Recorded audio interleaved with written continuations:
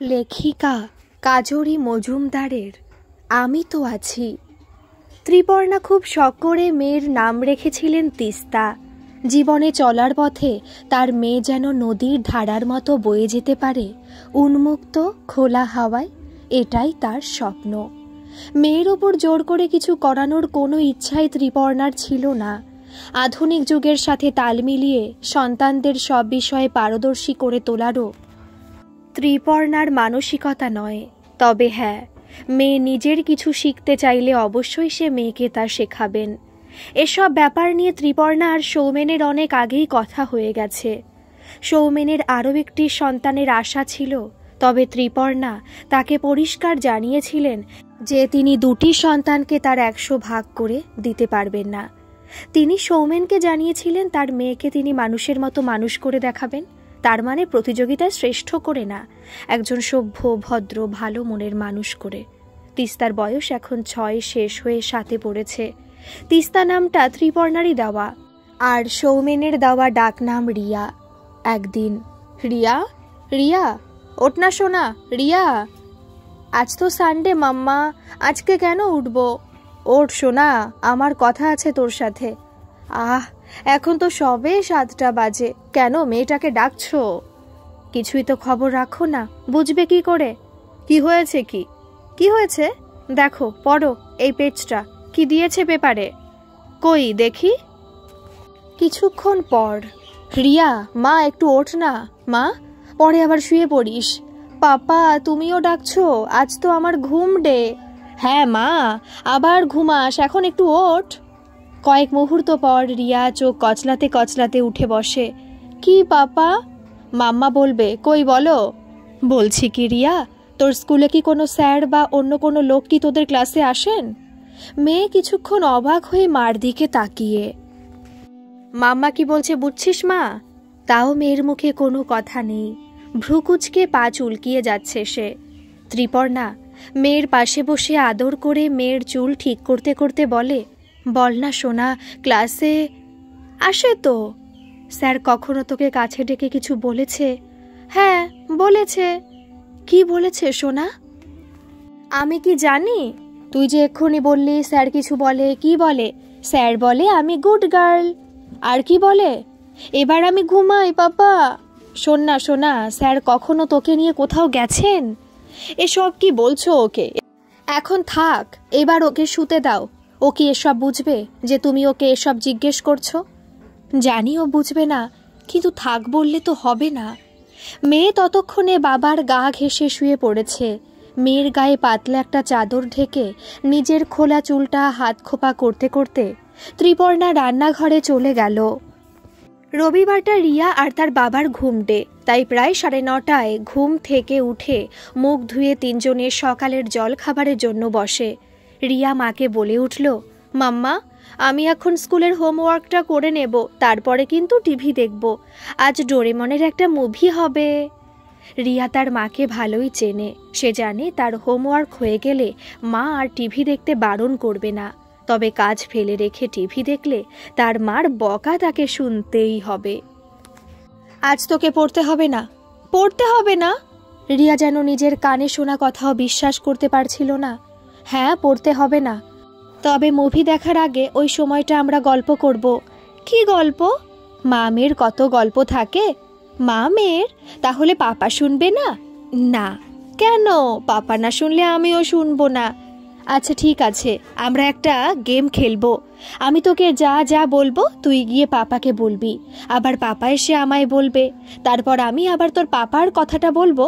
তাহলে আমি বুঝতে পারবো আমি তোকে যা যা বলবো তুই কতটা ঠিক মতো বুঝেছিস, আর তুইও বুঝবি তোর কথা কতটা পাপা বুঝেছে।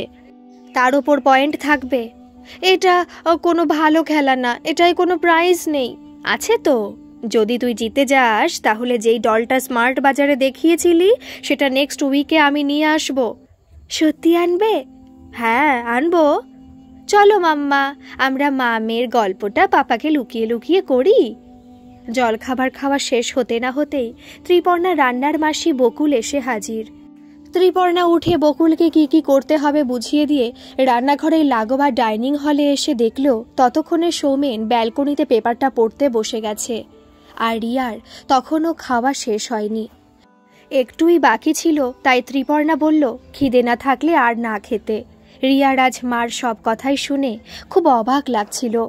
যেই মা দিনরাত তাকে একটু খাবার ফেললেই বকে, বলে একটু খাবার ফেললে ঠাকুর রেগে যায়, আর পরে ঠাকুর খেতে দেয় না, সেখানে মা বলছে বাকিটা না খেলেও চলবে।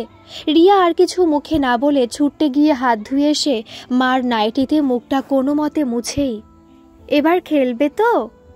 আয় আমার কাছে এসে বস। বকুল মাসি গত কয়েক বছর ধরে ত্রিপর্ণাদের বাড়িতে রান্নার কাজ করে। মোটামুটি ভালোই রান্না করে, ব্যবহারও বেশ ভালো, সৎ। তবে একটাই দোষ ছিল, ঘরে কে কি বলছে সব কান পেতে শুনত। আজও তার ব্যতিক্রম হলো না, রান্নার কাজের মাঝে কান খাড়া করে ত্রিপর্ণাদের কথা শুনতে থাকলো। আচ্ছা বলতো রিয়া, আমাদের কটা বডি পার্টস আছে? আইস, নোজ, হেড। রিয়া খুব মন দিয়ে মনে করে করে মাকে সব বলল। বলার পর, ভেরি গুড সোনা, এবার বলি শোন, আমাদের সব বডি পার্টস দুভাগে ভাগ করা, গুড অ্যান্ড ব্যাড। ম্যাম তো এরকম বলেনি। জানি ম্যাম বলেনি, ম্যামরা এসব বলেন না, এসব মা মেয়ের কথা। দেখ, তুই যে বডি পার্টসগুলোর কথা বললি সেগুলো গুড। এই গুড বডি পার্টসে যদি কারোর হাত লেগে যায়, সেটা রাস্তায় যে সিগন্যাল থাকে সেই সিগন্যালে সবুজ রঙের মতো ভাববি, মানে এটা কোনো খারাপ কিছু নয়।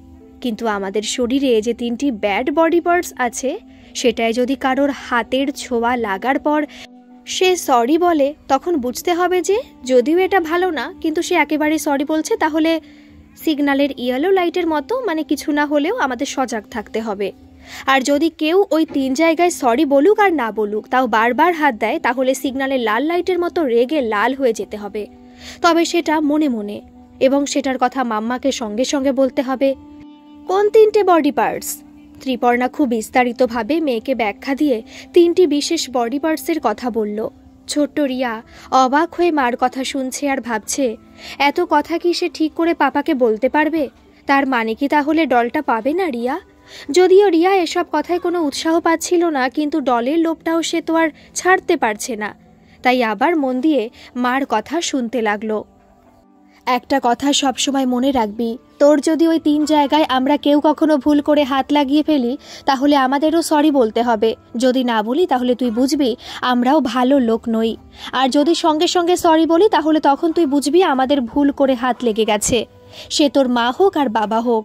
এই সব ব্যাপারে যদি সজাগ না থাকিস, তখন ঠাকুর খুব কষ্ট পায়, ভাবে আমার দেওয়া শরীরের কোনো খেয়াল রাখে না।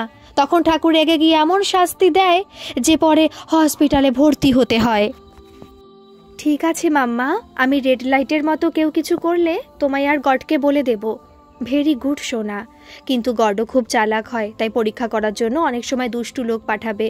ধর গড কখনো ম্যাজিক করে স্যারের ভেতরে কিংবা দাদার ভিতরে কিংবা কাকুর ভেতরে দুষ্টু লোক ঢুকিয়ে দিল, আর তারা তোকে আদর করে ট্রফি দিয়ে বা ডল দিয়ে অন্য কোথাও নিয়ে গেল, আর সেখানে নিয়ে ব্যাড বডি পার্টসে হাত দিয়ে বলল বাড়িতে কাউকে কিছু বলবে না, তাহলে কিন্তু তোমার মাকে এই করব, তোমার বাবাকে ওই করব, আরও অনেক কিছু বলে ভয় দেখাবে। তখন তুই বলবি না আমি কাউকে কিছু বলবো না, কিন্তু বাড়িতে এসে সবার আগে মাম্মাকে বলবি, মাম্মা না থাকলে পাপাকে বলবি।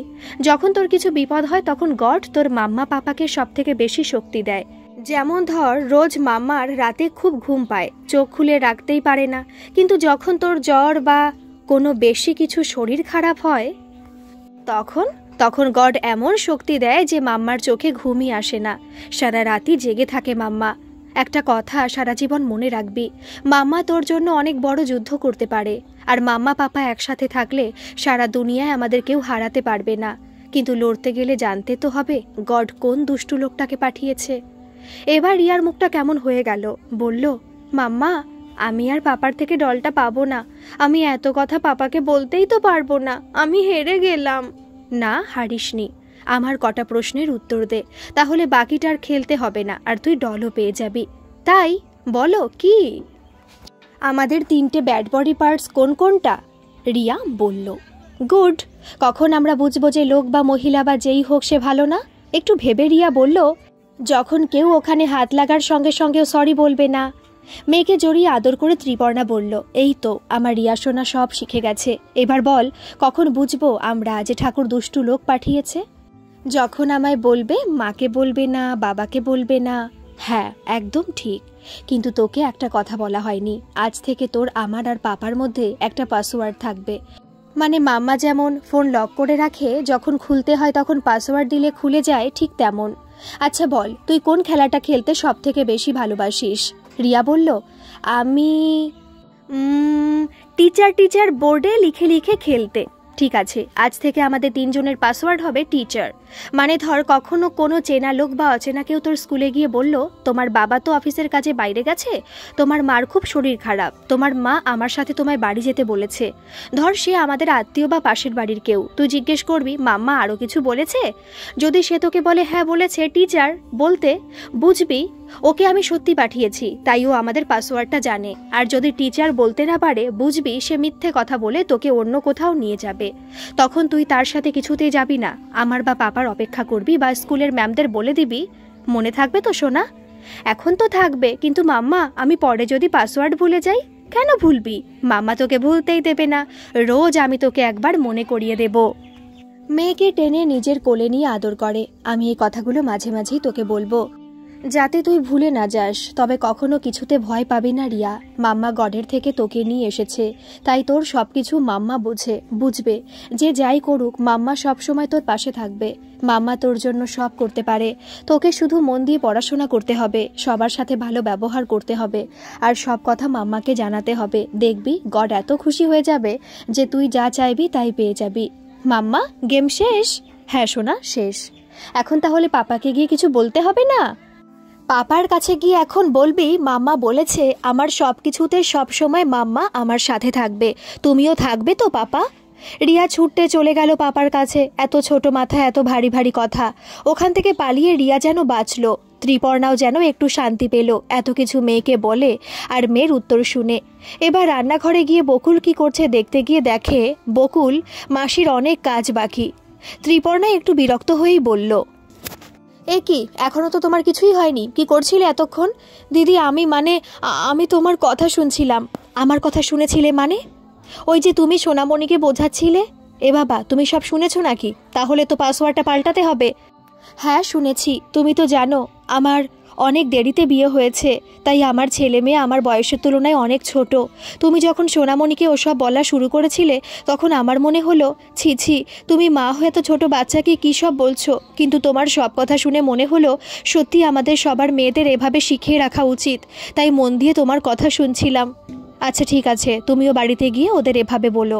না দিদি, আমি আমার মেয়ের সাথে এসব কথা বলতে পারবো না, আমার খুব লজ্জা করবে। কথাটা শুনেই ত্রিপর্ণার হঠাৎ মাথা গরম হয়ে গেল। লজ্জা করবে? কিসের লজ্জা? তোমাদের এসব ন্যাকামির জন্য বাচ্চাগুলো আগে থেকে কিছু জানতে পারে না, আর এসব নানা রকমের বিপদে পড়ে। যখন ওদের সাথে একটা বিপদ ঘটে যাবে তখন তুমি পারবে তো সহ্য করতে? পারবে তো সব ঠিক করে দিতে? তখন তোমার লজ্জা করবে না? দিদি রাগ করো না, আমি কি পড়াশোনা করেছি বলো? আমি কি তোমার মতো এত কিছু জানি? তোমায় একটা কথা বলবো দিদি। কি বলো? আমার মেয়েকে একদিন এখানে নিয়ে আসবো, তুমি ওকেও সেদিন ভালো করে বুঝিয়ে দেবে। ত্রিপর্ণা কিছু মুহূর্ত বকুলের দিকে তাকিয়ে, ঠিক আছে দেব। বকুল মাসি বলে, তুমি বলো কবে মেয়েকে নিয়ে আসবো? শুধু মেয়েকে নিয়ে আসবে কেন, তোমার ছেলেও তো ছোট, ওকেও নিয়ে আসবে। তুমি কি জানো ছেলেদের সাথেও যে অনেক কিছু হয়? ছেলেদের সাথেও?